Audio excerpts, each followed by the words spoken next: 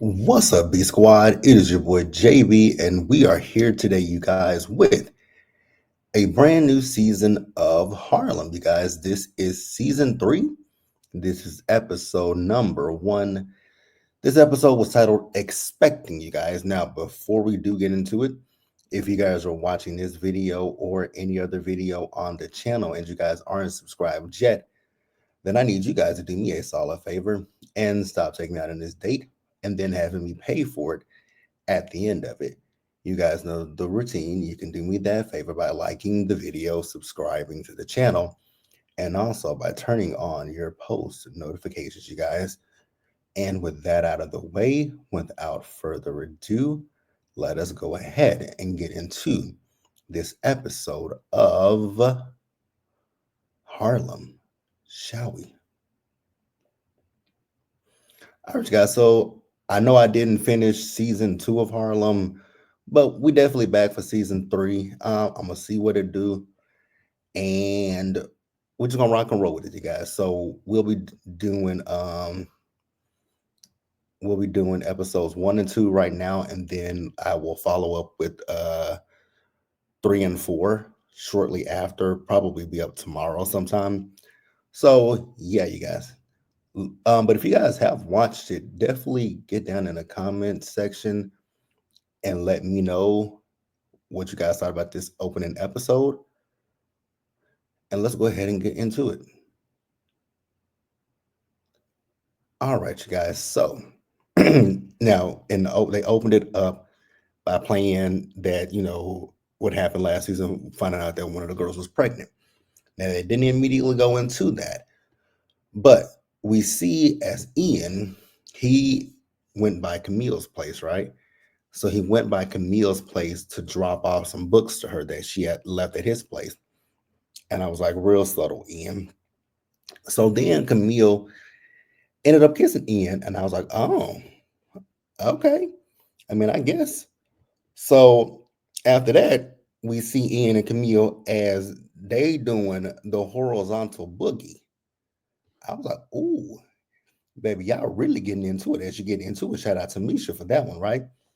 So this ended up becoming an ongoing thing where they just, it was just a exes with benefits, right? I was like, you know what? I ain't even mad at it because y'all both two attractive people. So knock yourselves out. Do what you do. You know what I'm saying?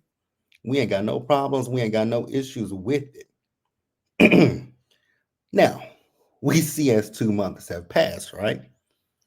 And Camille is calling and texting, Ian,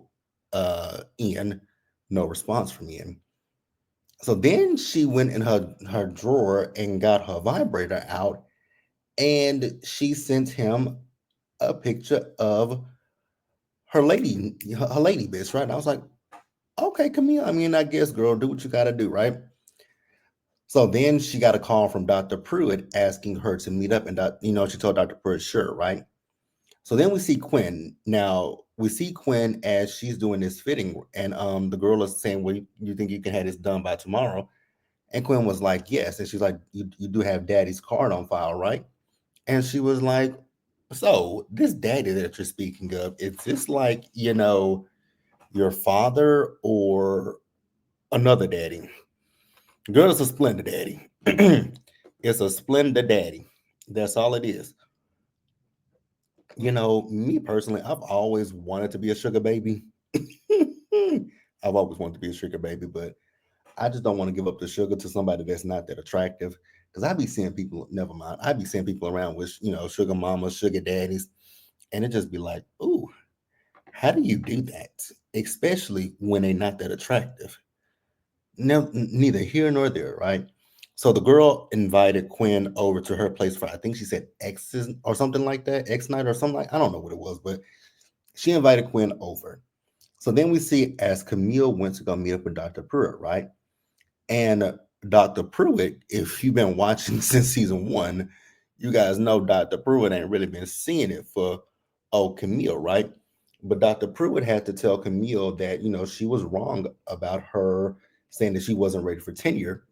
And so Camille started busted out crying, right? And she told her, she was like, so you crying and you hugging me, does that mean that you're gonna stay? And Camille said, "Oh no, but I'm still leaving. I'm still leaving Colombia."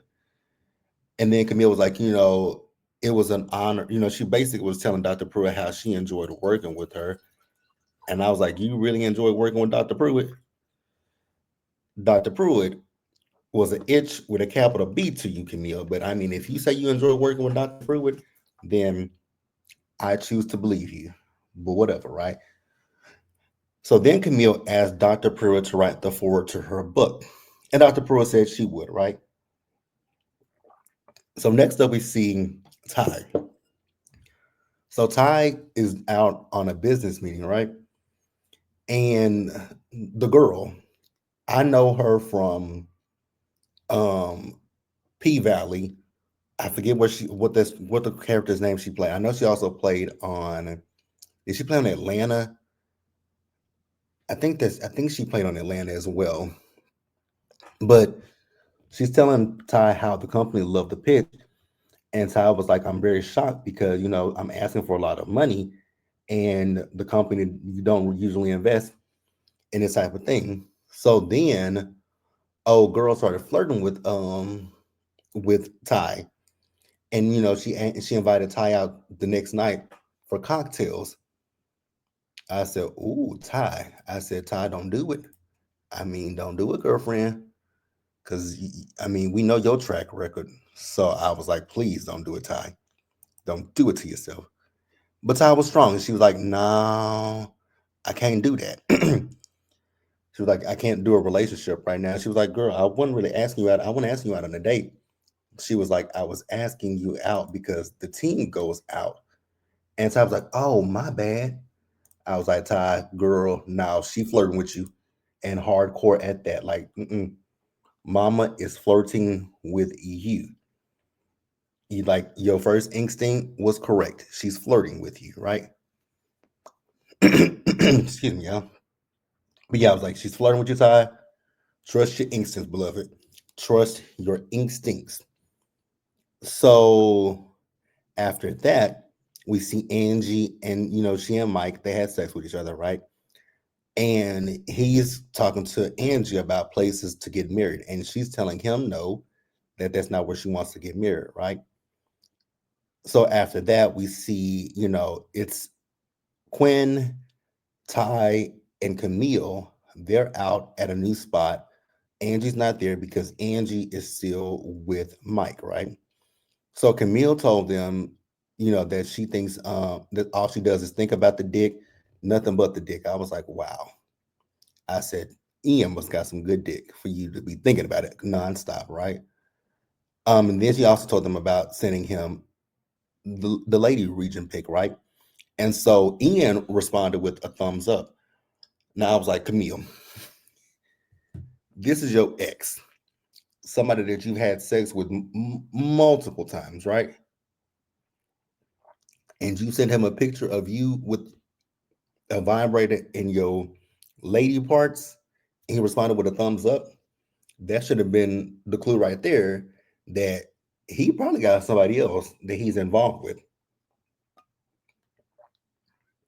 Because before the last time they had sex, he told her he was seeing a couple of people, and she wanted to know more about those couple of people. I was like, no, you don't want to know more about them people, Camille.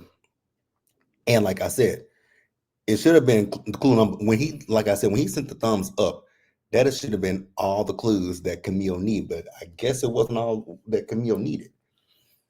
I was like, girl, you just. So then we see Ian, right? So Ian came in, but before Ian came in, Quinn was talking about how dope she is and all this kind of stuff, and they should be more like her. And Camille was like, "That sounds amazing, Quinn, but who's gonna lick my pussy?" I said, "Say what now, Camille?" And Ty was like, "Yeah, I can go for some good head right now." She said, "Hell, I can go for some mediocre head."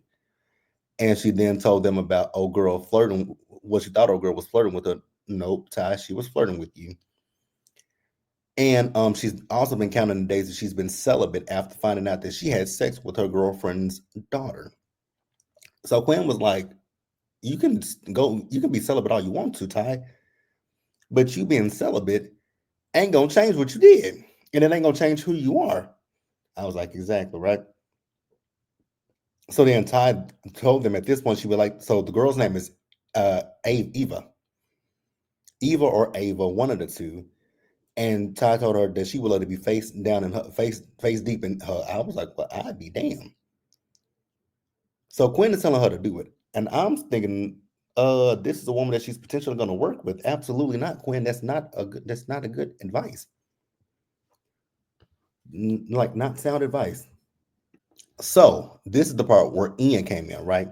So when Ian came into the restaurant, Camille screamed his name, and Ian looked all the way around, like he didn't even hear Camille. Like she was in a distant. I was like, "Ooh, Camille, girl, he is paying you dust." So then, um, this girl comes in and like, "Oh, that's his girlfriend." She's like, "Oh, no, that's his friend. They've been friends since they were kids." She's like a sister to him.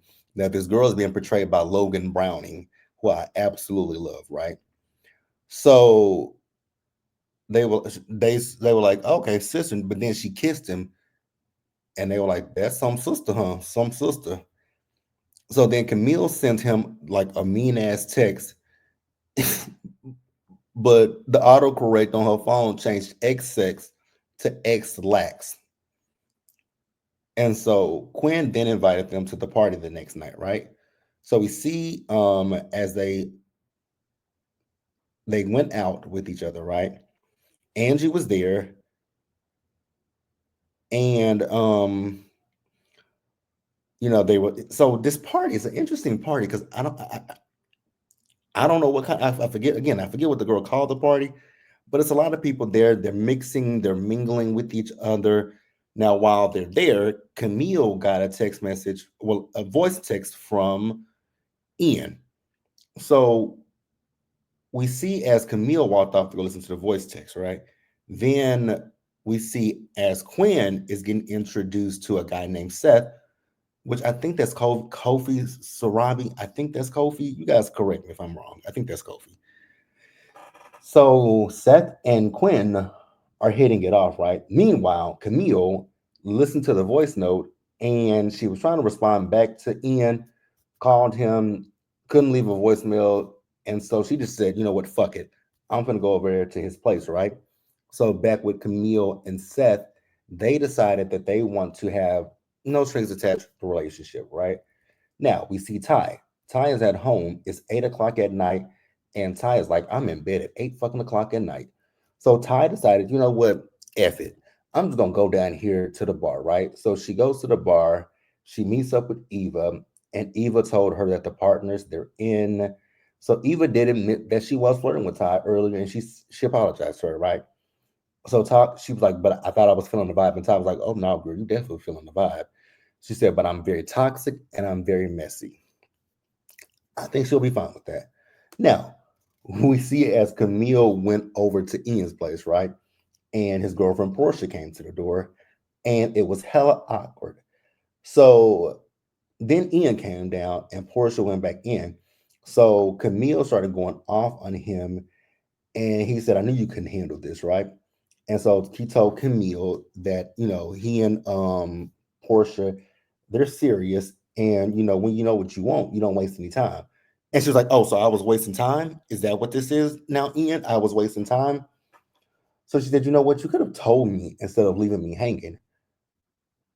Which is true. He could have told you, Camille, but I mean, girl, when the man responded to you sending him a picture of your vagina with a thumbs up, that should have been the clue right there that either somebody was around or he's involved with. Like that should have been the clue for you.